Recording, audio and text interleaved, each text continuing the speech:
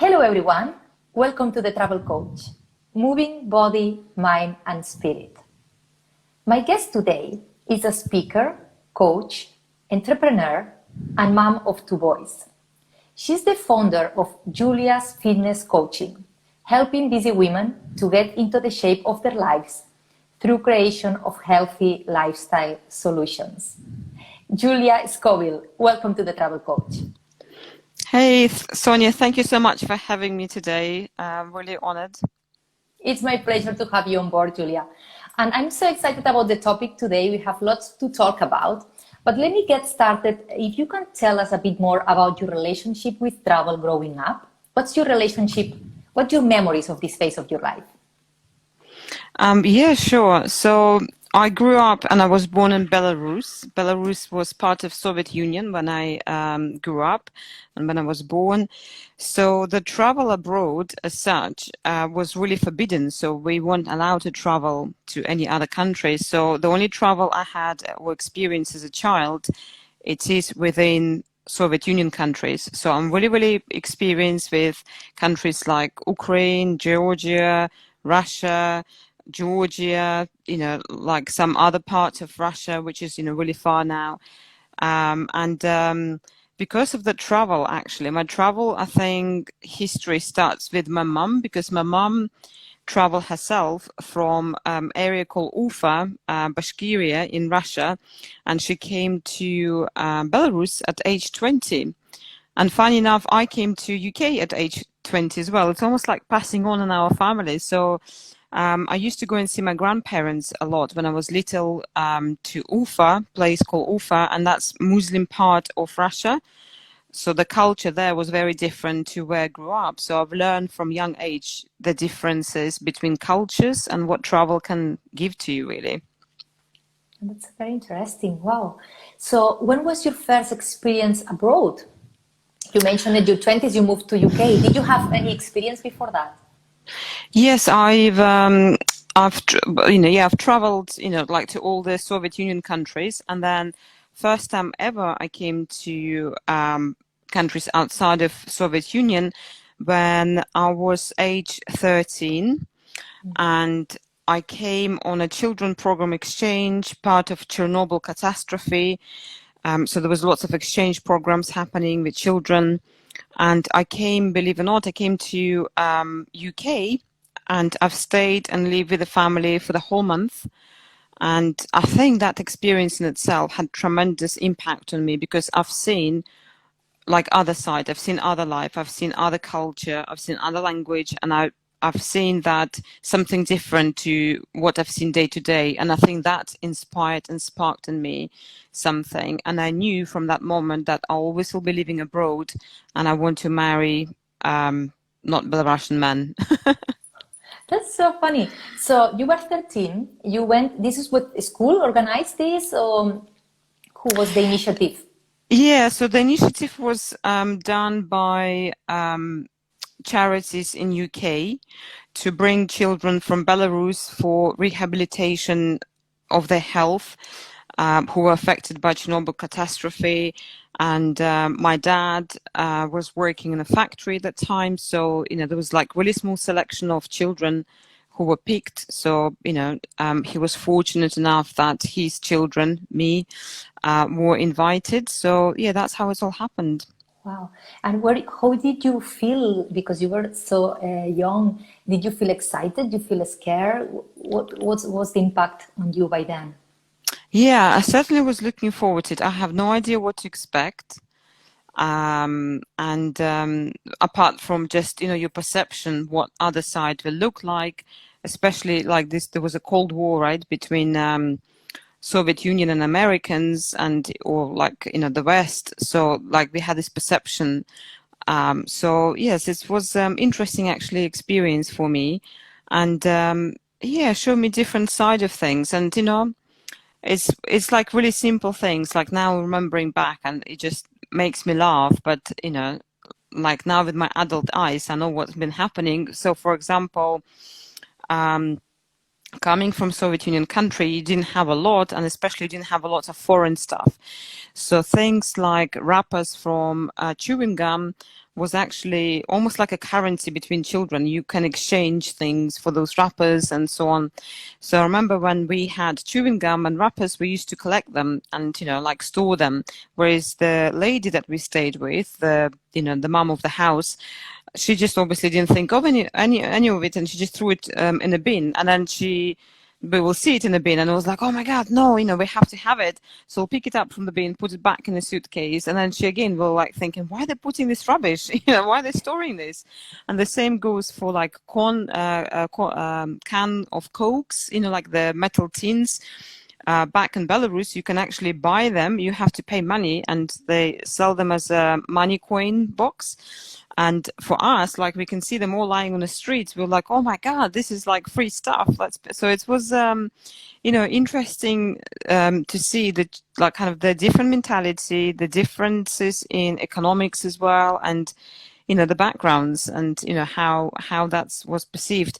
But on the other hand, for example, I was able to knit at very early age. I've learned how to knit, how to do cross stitching, and kind of like stuff like that. So I remember I've knitted this little costume for Barbie, and I was like dying to have Barbie.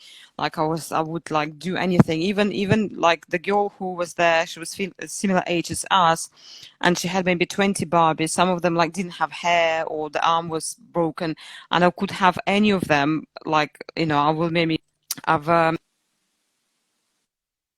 knitted a Barbie costume, but the lady of the house, she actually couldn't believe that I did it. She's like, no, I don't think you did it. You are 13 years old. How do you know how to knit like a cardigan? But then she's seen me doing it, and she was like, oh my God, I can't believe you can do that. Unbelievable. So how did you think this experience changed you when you were going back to your home? Did you feel different? Did you, you mentioned here the open to new horizons. You saw different ways of doing things. Do you remember how this impacted you and how did it change you? Yeah, definitely. On the last day of leaving from UK back home, we were able to give a phone call to our parents. And I remember I was saying to my dad, I said, Dad, I don't want to come back. And he was like, no, you're coming back home right now. But I think definitely that had an impact, because I knew deep inside, I knew that I want to live abroad and I want to marry not Belarusian man. And I had no idea at the time how that's going to happen, because travel abroad, it's not something at that time was really popular. It was really expensive. It was very hard to get visas and all the rest of it. And, like pay money for the tickets and all. So I had no idea how I'm going to do it. But deep inside, I knew I'm just going to live abroad.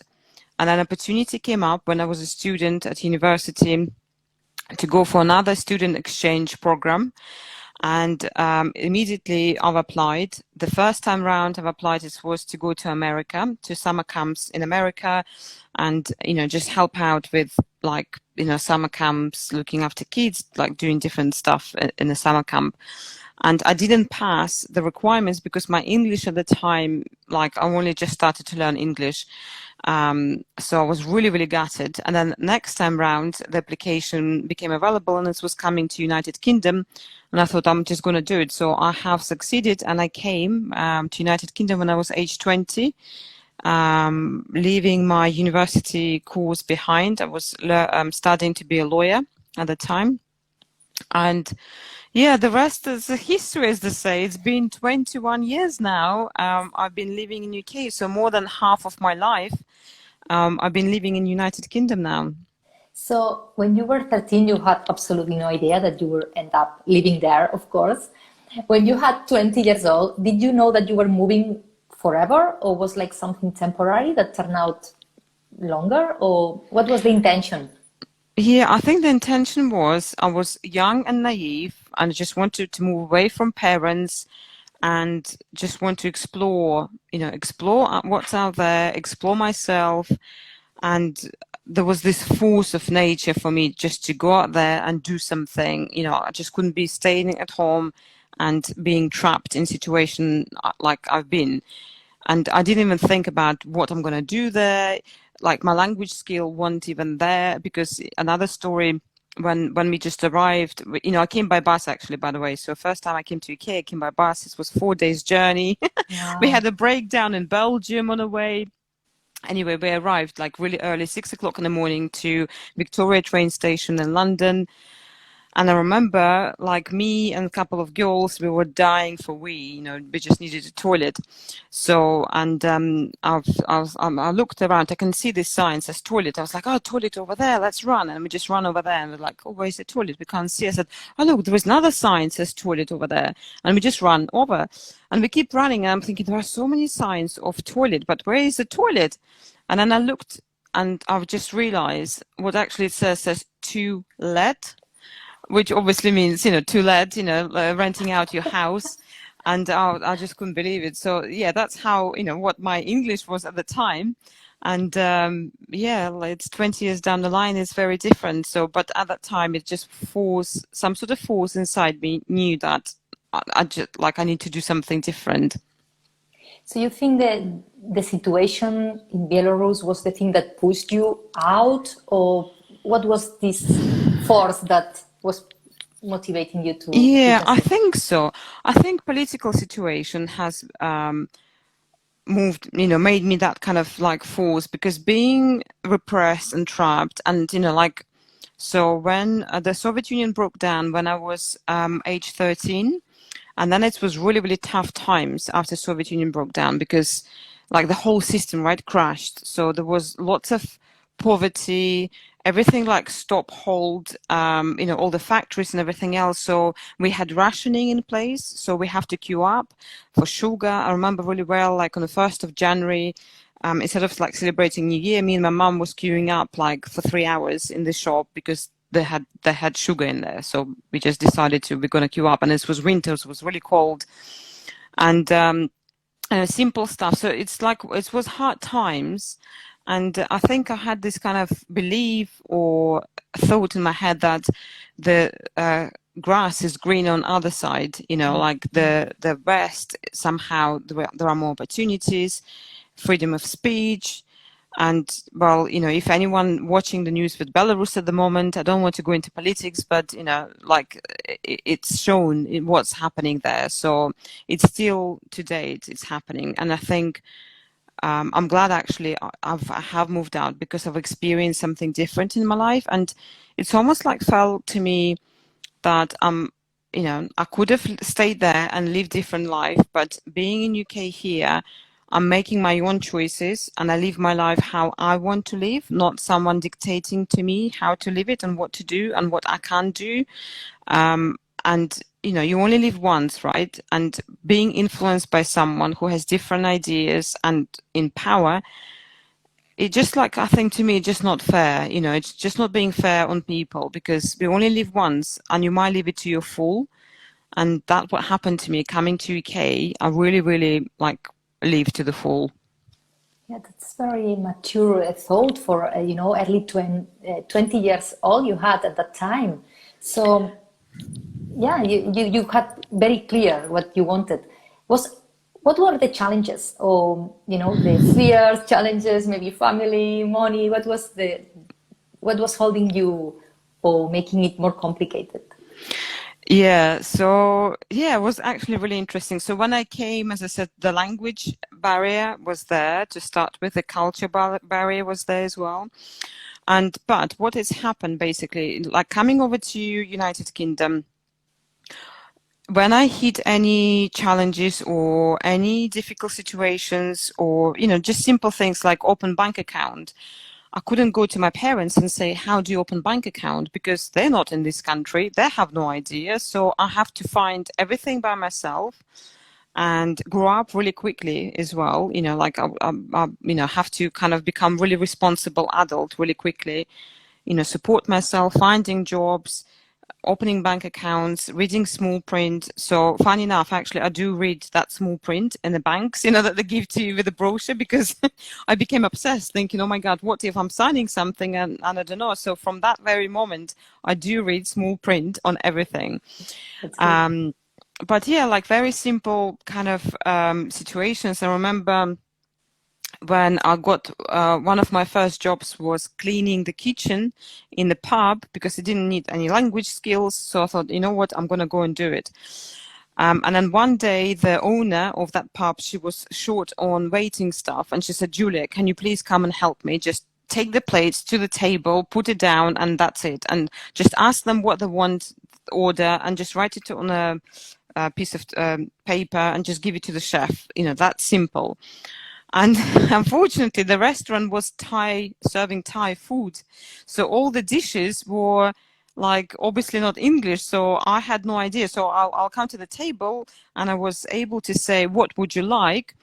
And then in response, I will get like Thai green curry pad Thai choy. And I was like, what did they say? I have no idea because I actually never tried Thai food myself, because I never traveled, anywhere as such. So I will write something like Thai pad choy, da, da, da. I'll come to the kitchen and I'll say to the chef, table number 47 was Thai pad choy too. And he was like, what? That's not on our menu. That doesn't make sense. Come back and ask them again. I was like, oh my God, I'm so embarrassed. So I'm coming back and say, I'm so sorry. Can I just double check with you? What would you like? And I'll hear back, tak chai po chu. I was like, what? Like, what? I don't understand. So I'll come back to the chef and I'll say, look, that's what they said. That's what they want. He said, that doesn't make any sense. We don't have this in the menu. And he became so frustrated that he actually came out himself on a shop floor and said, I'm so sorry. But, like during that time, that's how, I suppose, determined I was, to make success and to better myself and do something different and like integrate into society. Because I remember then on the way out, like I will finish my shift and then I will cycle. I probably will cycle, like I used to live in Cambridge here at the time. And in Cambridge, everyone on their bike. So I used to, like I lived in, the pub was an area called Impington. So I used to cycle probably about half an hour. And I remember I will learn some English word or pronunciation of some sort.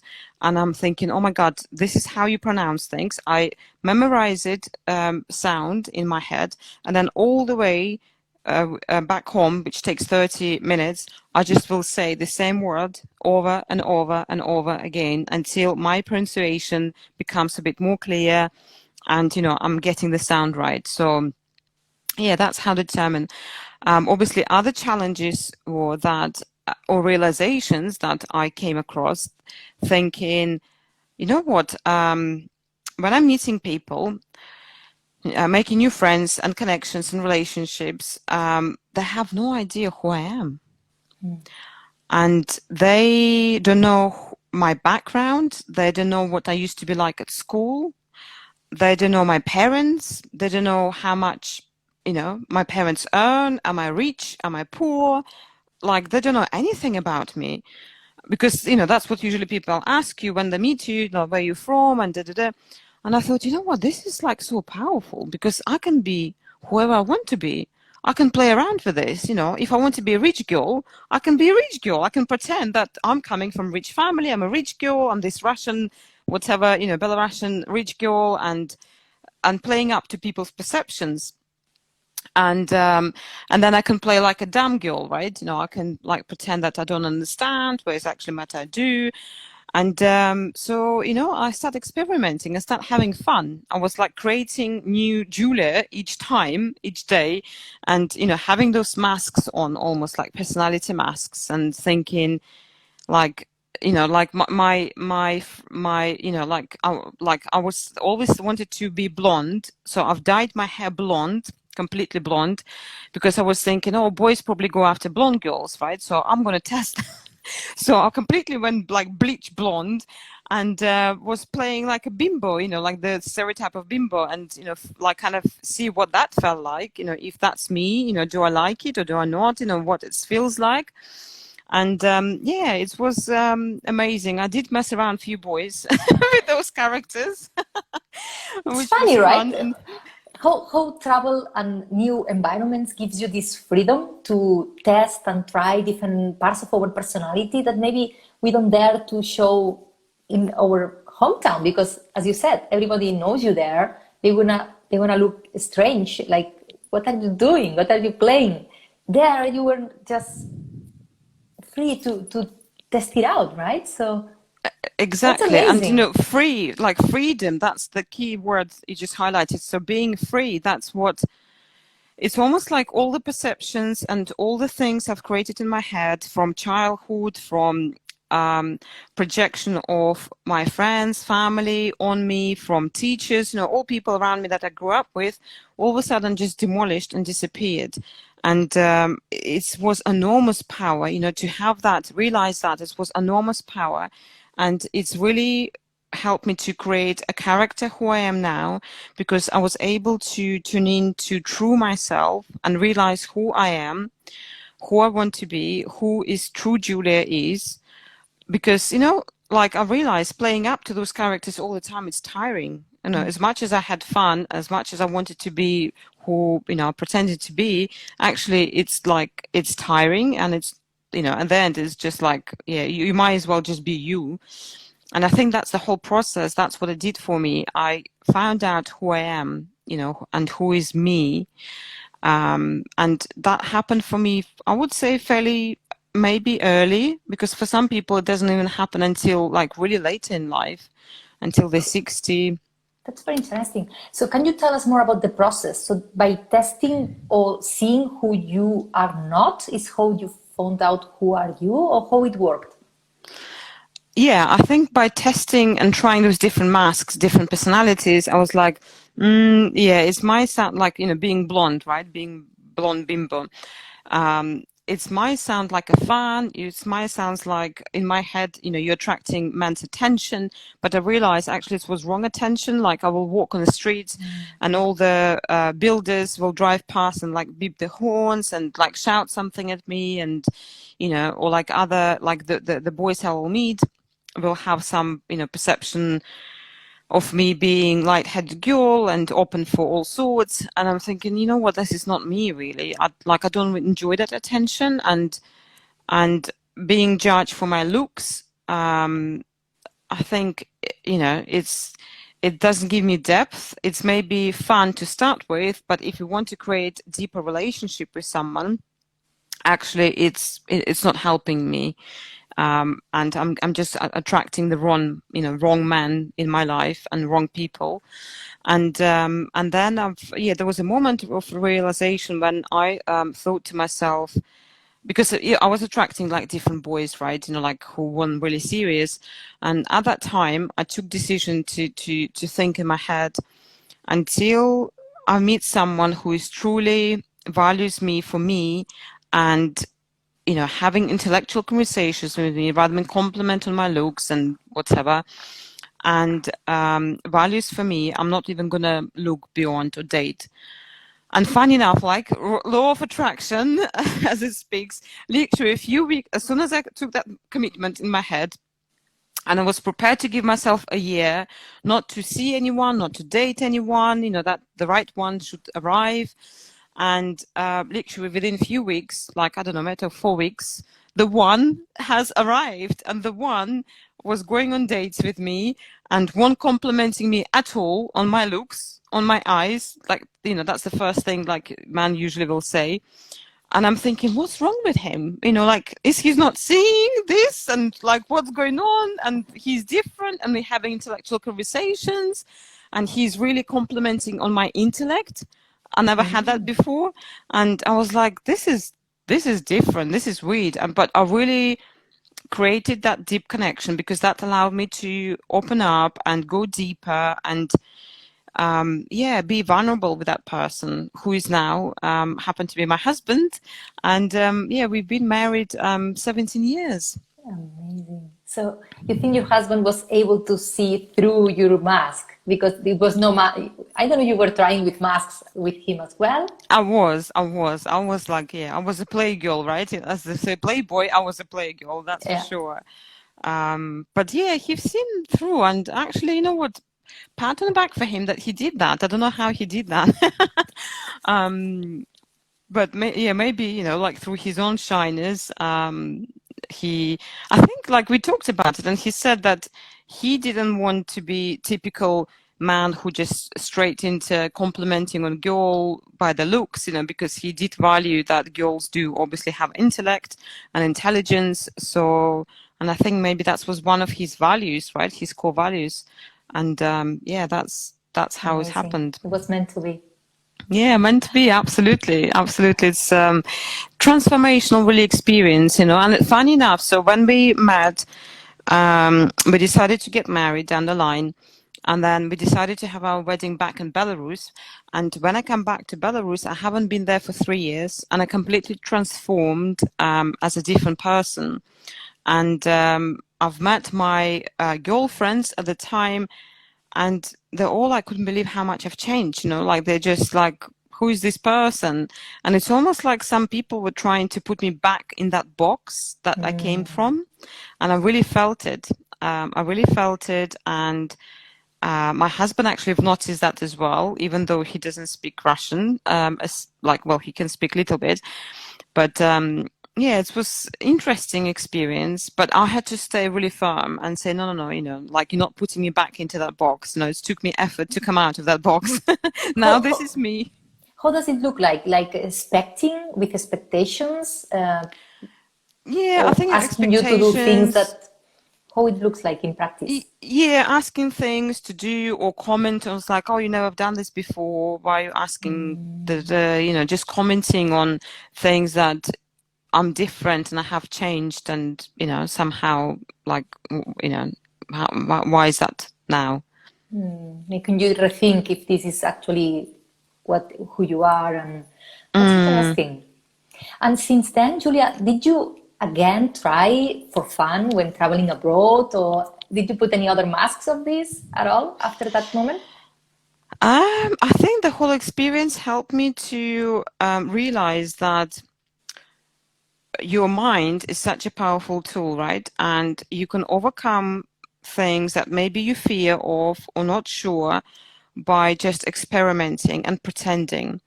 And I did actually use this, experience of having mask on in my career. So I was studying to be a lawyer back in Belarus, and then coming to UK, I left that career, and I was thinking, I can't really, like, if I want to carry on being a lawyer here, I'll have to start from scratch in a different jurisdiction system altogether, and not being native lawyer, I'm not sure how that's going to go. So anyway, I've decided to choose new career, and I always like to develop my weaknesses. So math at school was not the strongest point. So I thought, you know what, I'm going to go and get a job with a bank. So I did. I got my first job for the bank was Royal Bank of Scotland, and I worked on administrative department, mortgages, whatever, processing applications. And I was so excited, and I had 2 weeks of induction, and the induction was amazing. Like, they talked to us about history of the bank and customer service skills and all that stuff. And, things that, because it was adult learning, it was very different from being at school. And it was really like accepting you as a person when you're learning. And, like, I remember the trainer said, there is no such a thing as a stupid question. And I was like, wow, this is so powerful, because at school, it's quite opposite. And I remember sitting in that chair, I got so inspired, and I thought, I want to become a trainer one day. But that little tiny voice was somewhere deep inside just whispering at the time, because I was thinking, come on, Julia, be realistic. You're not native speaker. You came to work for the bank. You want to be trained not in your language, forget about it. But nevertheless, one of my managers, when I expressed him, that's what I want to do, but, this is my objections, like, would people listen to me because I'm not native? Is my language skills good enough? What about my accent? And he said, don't be stupid, Julia, like little bit of work and you can do it. So he gave me hope. So I went to I lived in Birmingham at the time. So actually that's another travel. I travel a lot within UK. So I lived in Birmingham at the time, and I went to School of Acting, and I took elocution lessons there. And, like, did bits and bobs, and eventually I got my job as a trainer. And I was so terrified to do my first training ever, like, standing in front of people. And I just, as much as I really, really wanted, and I like, oh my God, this is like, what if, and all that playing. So what I did, I thought, you know what, let me think of the trainer that I really, really like. And there was another trainer called Julie. And I thought, you know what, for a moment, I'll be Julie. I'm not going to be Julia, I'll be Julie. What Julie will say in this moment? What Julie, if someone asks a Julie question out of blue and she didn't know how to answer it, what she would do, how she will handle something, how would she, comment and react and do things. So for a moment of time, for that day, I was not Julia, I was Julie. And it was so easy because it's just pretending to be someone. And then I was doing that each time until I came to realize, actually, I'm not Julie anymore. I'm becoming Julia. And, that really, really helped me to overcome my nerves and my self-doubt as well, because, repetition really helps you to, get better at something and believe in yourself. But to get into that first step, that's what really, really helped me at the time. Wow, that's so powerful. It reminds me, this, what they say, fake it until you make it. So you were pretending until you didn't need it anymore. So you were using as a tool. That's oh, wow. Amazing, Julia. Yeah, fake it until you make it. That definitely me. Totally. Wow. Time flies when you have fun, and we have to say goodbye. It's been an amazing interview, but I will not let you go until you share with us a hidden gem from the place you are, the region that you want to share that maybe is not that popular, but if we go there, we need to see what this could be. Absolutely. So I think I want to share a place in where I'm from, in Belarus, and I'm from capital called Minsk. And in Minsk, there is a beautiful underground system, which was built during Soviet Union time. So it's like very kind of traditional, made of marble, the stations, they've got lots of mosaics and it's beautiful. But I will encourage anyone, if you ever travel to Minsk, to stop at the underground station called Victory. And the underground station itself is placed under forever living fire, and the Victory monument is there, and a victory to Second World War, or war with Nazi and Germans. And it's really beautiful, a station in itself. The monument represents so much as well for people, and the fire is there. It's like it never goes off. It's get lit up at night. Basically, it's like non-stop, and it's beautiful during daytime. It's beautiful during nighttime, and there are lots of like parades and celebration gets around this train station. It's right in the middle of city center, and it's like big circle. And it's just really amazing. There is so much history there. You can just go and walk around the train station and the different entrances, corridors. That kind of the walls are beautifully decorated with some historical facts and some mosaics as well. And it's really beautiful place. I just feel so curious. I'm going to check it out now on Google to see it. I want to imagine, right? It feels, a very special place. Thank you for that. And last but not least, where people can contact you. If anybody wants to contact you, what's the best place to do so? Absolutely. So best place is to find me on Instagram. Come and like me. If you do have any questions about your lifestyle, or like kind of getting into a better lifestyle for yourself, maybe losing weight, maybe getting fitter, getting better shape of yourself, I'm really approachable. You can DM me. You can watch lots of my videos as well, where I'm sharing like quick hacks, how you can implement better lifestyle solutions into your life. Because being busy mom myself, I know how challenges this could be, and business owner. So, it's a journey myself that I have done, which I'm now sharing with the rest of the people. So come on my Instagram page. Definitely. Wow. Thank you, Julia, very much for all your wisdom shared here tonight. Thank you for being on board the Travel Coach, and I wish you and everybody tuning in happy and safe travels. Thank you, Julia, again. Thank you so much, Sonia. Thank you. Bye. We'll see you later.